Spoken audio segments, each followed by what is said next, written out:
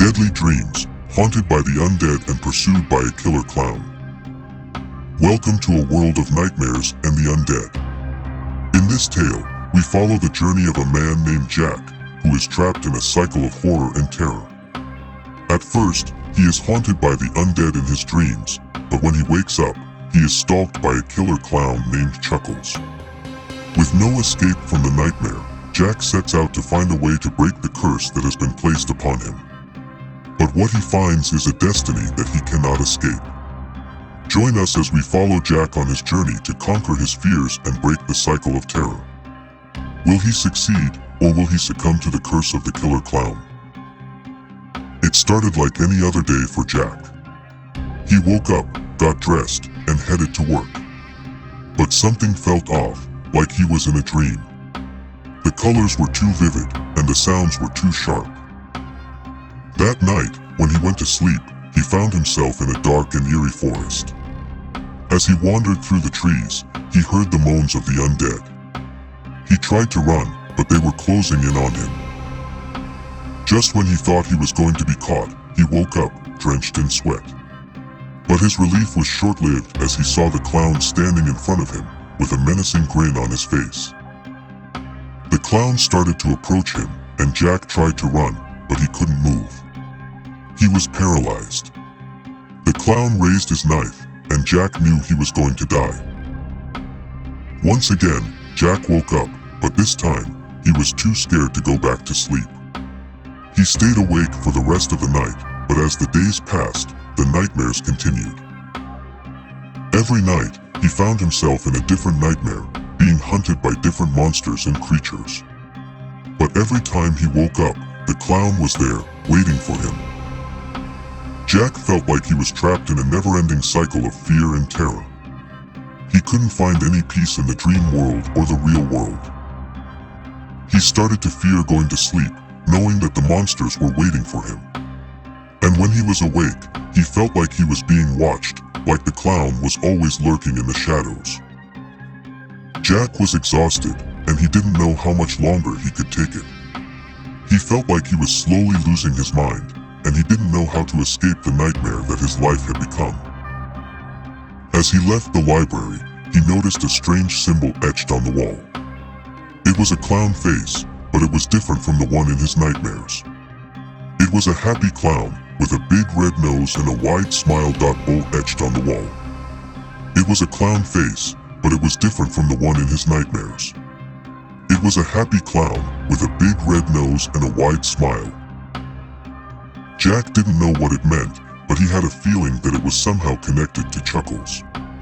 He knew that he had to find out more, but he didn't know where to start. As he walked home, he couldn't shake off the feeling that he was being followed. He turned around, but there was no one there. He started to run, and when he looked back, he saw Chuckles, standing in the shadows, watching him. Jack knew that he was in trouble. He had to find a way to stop Chuckles before it was too late. But he didn't know how. Jack's heart raced as he saw Chuckles standing in the shadows, watching him. He knew that he had to get away, but his legs felt like lead. Chuckles started to approach him, and Jack tried to run, but he stumbled and fell to the ground. He closed his eyes, waiting for the clown to strike. But when he opened his eyes, he saw something that he didn't expect. Chuckles was standing in front of him, but he wasn't holding a knife. Instead, he was holding a book. "Hello, Jack," Chuckles said in a calm voice. "I see you've been doing some research about nightmares and the undead." Jack was too scared to move or speak. He didn't know what to do. "Don't be afraid," Chuckles said. "I'm not here to hurt you. I just want to talk." Jack reluctantly got up and looked at the book that Chuckles was holding. It was a book about dreams and how to control them. "Did you know that you can control your dreams, Jack?" Chuckles asked. "You don't have to be a victim. You can be in control." Jack didn't know what to make of it. Was Chuckles trying to help him, or was this a trap? "I know that I've scared you, Jack," Chuckles said. "But I'm not the monster that you think I am. I'm just a man who lost his way. Jack didn't know what to say. He was torn between fear and curiosity. I can help you, Jack, Chuckles said. I can teach you how to control your dreams, and you'll never have to be afraid again. Jack didn't know if he could trust Chuckles, but he didn't have any other options. He decided to take a chance. Chuckles opened the book and started to explain how to control dreams. Jack listened intently, trying to absorb as much information as possible. After a few minutes, Chuckles closed the book and looked at Jack. Now, it's your turn, he said. Show me what you've learned.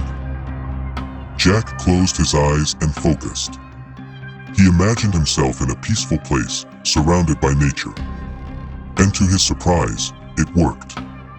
He felt a sense of calm wash over him, and he knew that he was in control. He opened his eyes and looked at Chuckles, who was smiling. See, Jack. You can control your dreams, Chuckles said. And now, you can control your fear. Jack didn't know what to say. He felt like he had been given a gift, something that he never thought was possible. As he walked out of the library, he realized that he had overcome his fear. He had conquered his nightmares and was finally in control. He knew that he would never forget Chuckles, the clown who had helped him overcome his fear. He had learned that sometimes, the monster isn't what it seems, and that fear can be conquered with knowledge and understanding. Jack thought that he had conquered his fears, but he soon realized that the nightmare was far from over.